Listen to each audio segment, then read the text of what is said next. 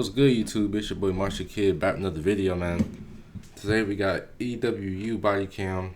Footage shows moment man casually starts a mass shooting. Let's get straight into it, man. We ain't gonna waste no time. 911, what's the location of your emergency? Look how he's running. He has some critical spine injuries. On the minute saying that he has 4 homemade explosive devices, they all went off. A bomb or two is going to go off. You say there's a bomb? When a disgruntled former patient invades the Alina Health Clinic in Buffalo, Minnesota, he comes armed with... This is probably the only time I'm going to pause the video for today. Where do y'all get bombs from? How do these ordinary civilians that just work a 9 to 5 have bombs and explosives? Where do y'all get that from? something far more terrifying than a grudge. As patients and staff hide for their lives amid a hailstorm of bullets and explosions, investigators rush to the scene to soon follow a disturbing trail of evidence, marking a twisted path of anger and revenge. But before they can begin, they must rescue the victims, as an unexploded pipe bomb lingers dangerously nearby. 911, what's the location of your emergency? Crossroads Clinic? Yes, tell me anything that you can about the party that's shooting. I am. The following footage has never been seen before. On the Crossroads Alina Clinic? Yes. On the cold morning of February 9th, 2021, a public transport van stops at Motel A to pick up a frequent passenger, 67-year-old Gregory Paul Ulrich. He takes a seat, setting a simple black briefcase beside him. The driver is unaware of the horrors the briefcase contains, or the sinister plan he will soon carry out. Please be advised that the following footage is highly intense. However, it does not show anyone being physically harmed or injured. It's just before 11 a.m. when Gregory exits the van and is seen entering the Alina Health Clinic, where staff members Tammy, Terry, and Tracy are hard at work. Tammy greets Gregory, who passes the front desk, setting his briefcase on the floor nearby. He approaches Tammy at the front desk just as Nurse Antonia enters the reception area. Though the surveillance footage has no audio, a mother with her baby sitting near the back of the waiting room later explains foot desk just as Nurse Antonia enters nearby. Why are they all looking like that? He approaches Tammy at the front desk just as Nurse Antonia enters the reception area. I think he has the weapon drawn. I'm not sure. Though the surveillance footage has no audio, a mother with her baby sitting near the back of the waiting room later explains what Gregory said as he approached the counter, seconds away from committing an unthinkable act of violence. You walked in right behind me to the front counter to Tammy Schaffler and said, "I'm afraid you're in trouble. Get on the ground." From the pocket of his coat, Gregory pulls out a firearm, and without another word of warning, fires through the... Bro, that's the most, polite way of robbing somebody I've ever heard. I'm afraid you're in trouble, but get on the ground.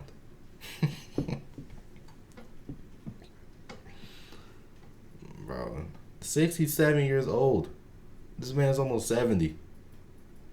What are you doing? Bro, go live your retirement. Go to Dubai. Bro, you out here robbing places. Come on now. Plexiglass partition. As Tammy and Antonia duck for cover, the others quickly flee down the hallway, while an elderly patient hides behind a nearby wall. His twisted motives for the brutal attack would soon come to light as chilling details of his past with the clinic begin to emerge. What if you were prepared for all those interview curveballs? Antonia, the nurse, would later admit she'd never met Gregory, but knew of him due to his photograph being circulated among the staff nearly a year prior to this incident.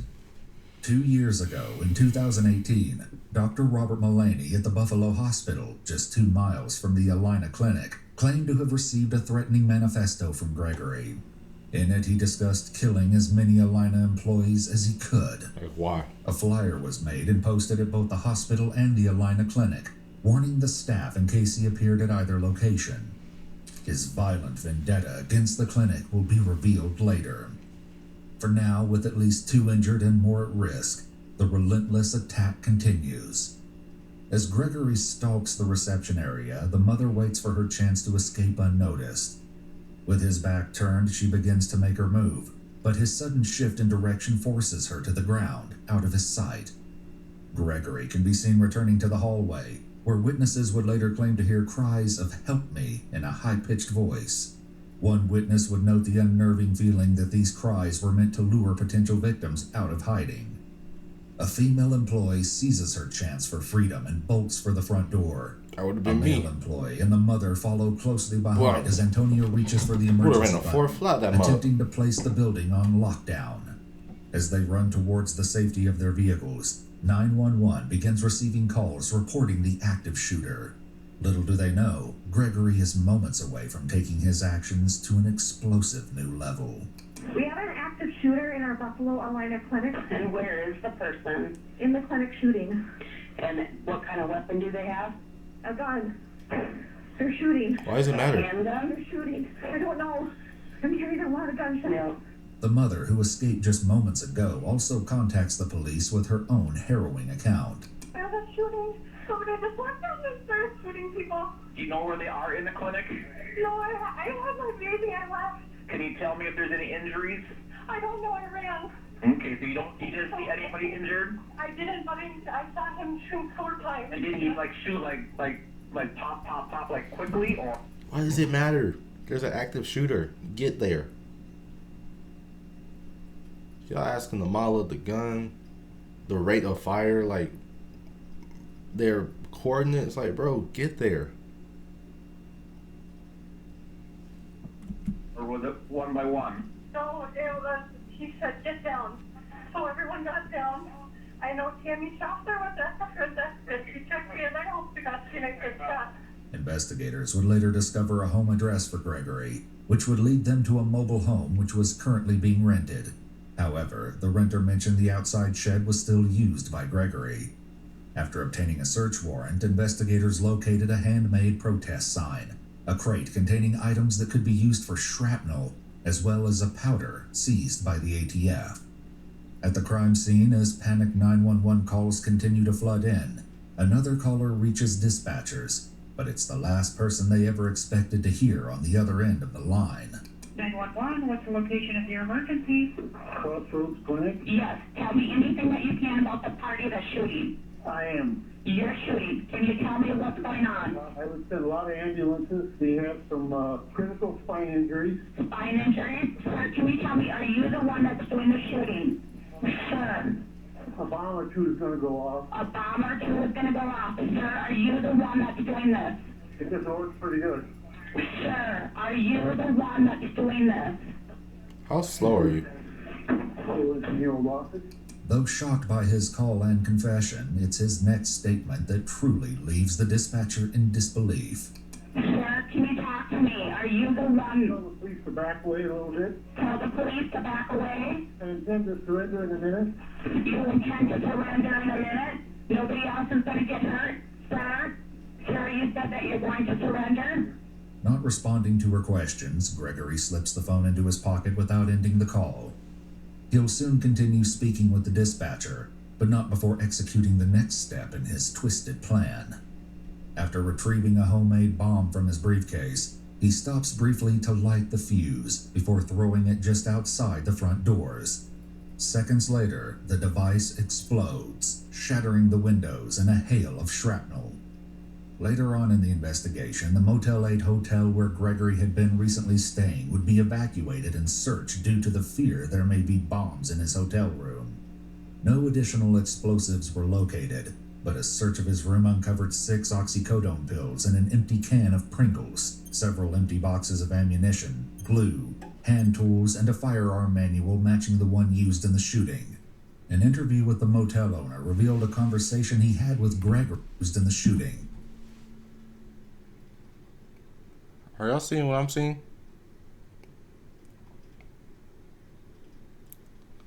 First of all, I just know his room's a mess. He got handgun things and pills next to an empty container with food residue. I know your room's dirty. I know it stinks. But bro,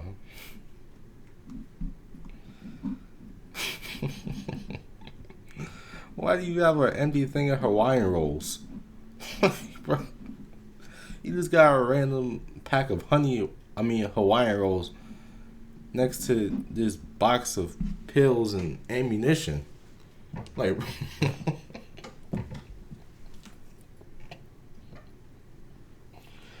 bro.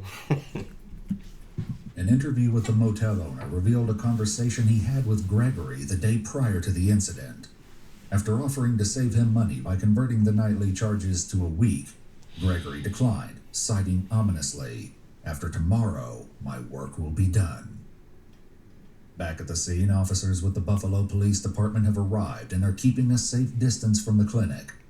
Due to the threat Gregory poses, the officers must approach carefully or risk becoming victims themselves. Hey, About to say, you better come correct. we could use a vehicle as a shield. A rolling shield with a vehicle. Nobody. We use the vehicle as a rolling shield. I'll grab the car. You guys are on arms. So we're gonna have to jump passenger side? Yeah, well, that's fine. Unlock the door. Wanted to notify the Unlock the door. No, give me a second. I'm gonna go straight up. Ready? Yep. There's a lot of ads. I ain't gonna lie. Alright. Paul? Hey, Carfax. Hey, you're outdoing yourself, The officers make their way for EWU. the front doors, seemingly hopeful the car will protect them from whatever danger awaits them. They've yet to realize just how dire the situation is for victims still trapped inside, who are seconds away from another brutal attack. Gregory retrieves a second bomb from his briefcase before heading toward his next target. As he passes the patient still hiding behind the wall to his left, he delivers a chilling message of reassurance, which can be heard as the dispatcher continues to listen. Just stay there. You'll be fine.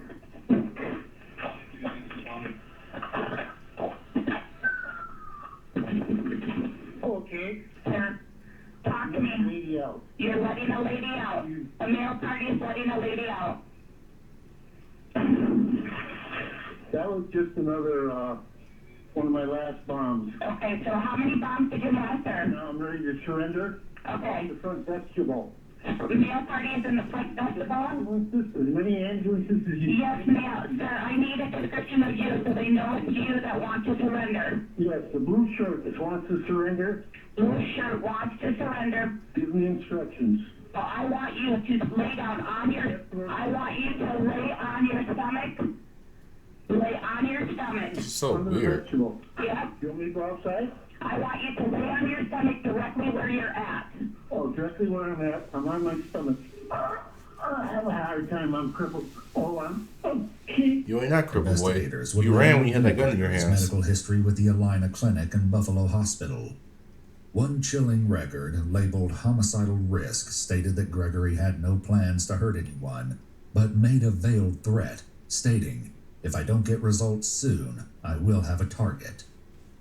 As an arrest nears, the dispatcher urgently seeks confirmation that the approaching officers and victims are no longer at risk of further attacks. What she learns next will fill them all with bone-chilling dread. How many bombs did you have altogether? 4. You had 4 bombs? Did they all go off? Yeah. 4 bombs and they all went off. 3 were off. One of them did. Gregory insists 3 bombs detonated, but so far, only 2 explosions have been witnessed. With 1 bomb lying ominously near the briefcase, a chilling question hangs in the air. Where is the 4th explosive? For now, statements provided by Dr. Andrew Bergdorf, the lead physician of the Alina Clinic, continue to shed light on Gregory's hostile past behavior. According to his statement on October 13, 2018, he contacted the police to inform them of a series of calls he received from Gregory who spoke of shooting, blowing things up, and practicing different scenarios of revenge. He stated Gregory wanted to make it big and sensational so that it makes an impact. Dr. Bergdorf feared Gregory was a hazard to himself and others, and as a result, he filed a restraining order and trespassed him from the Alina Clinic facility. The shocking reasons behind his threats will later be revealed by Gregory himself. In the meantime, as the dangers of an unexploded device hang over them, officers breach the building.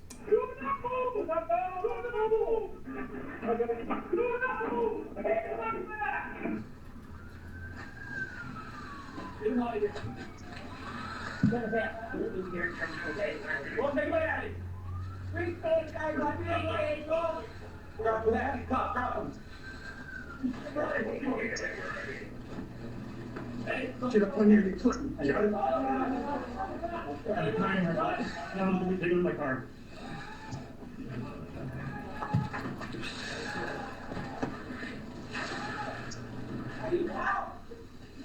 Okay, where can I get in? Where can I get in? Done.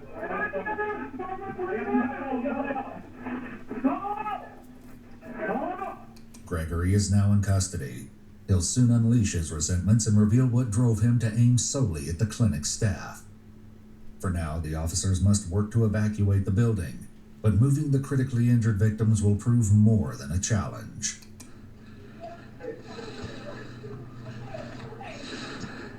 I got your back, Andrew. It's just you and I. It's just you and I. Anybody back here? Survivors. Buffalo Police! Buffalo Police survivors! Buffalo Police! I got a blaze. Buffalo Police! Okay, Buffalo Police, you guys are okay. Okay, we got the suspect. He's handcuffed. I'm gonna bring you out. Come with me. The other officers continue clearing the rooms, urgently guiding patients and staff to the exit, all the while unaware of the missing fourth explosive. 431, all units. I'm coming out with 2 survivors, non-injury. Come with me. I ordered 200 hand-forged knives for my dorm room and built a Wix website to sell I ain't them. gonna lie. Y'all killing with these ads. Evacuation continues to take priority. 59-year-old Tammy, with a gunshot wound to her stomach, is guided toward an ambulance. A wheelchair is used to bring 35-year-old medical assistant Jennifer to safety, and will also be used to aid 32-year-old Antonia, who suffered a gunshot wound to the back. The fifth and final gunshot victim, 37-year-old Lindsay Overbay, remained inside while first responders attempted CPR. Though surveillance footage was unable to capture it, an audio recording of the incident reveals the life-saving efforts of first responders. With me, Lindsay. Come on, Lindsay. We're right on the back for him again, guys. Come on, Lindsay. Stay with me. Fight through this, Lindsay. Do you need us to carry her out? We can carry her out. We can carry her out. We have enough here. All right, carry her out. We got backboard here. Let's not even worry about that. Okay, so. We gotta just go, man. Go. Go. I got the hat. 1, 2, 3, go. Life flight helicopters soon arrive, each transporting Sherry and Lindsay, while the others are transported by ambulance to local area hospitals. With the building now clear, police call the Minneapolis bomb squad, who successfully recover the device and take it away to be dismantled. Shockingly, it wasn't until after the surveillance footage was reviewed that they realized an additional unexploded pipe bomb remained in the building. They returned to the clinic, recovering the final device. With the lives of many Alina staff hanging in the balance, investigators demand answers from Gregory, who finally unveils his motive for the vicious assault. Gregory's grievances with the Alina Clinic and Buffalo Hospital began on December 8, 2016, 5 years before the attack. Gregory claims he had back surgery and was released from the hospital with pain medication. At one point, he admits to taking as many as 64 pain pills in 2 days. On December 29th, he claims he was tortured after his medication ran out. Paramedics then advised him to go see his doctor, Dr. Bergdorf, who Gregory blamed for all of this. He says he was then locked up and tortured. The evidence, he adds, is in his briefcase.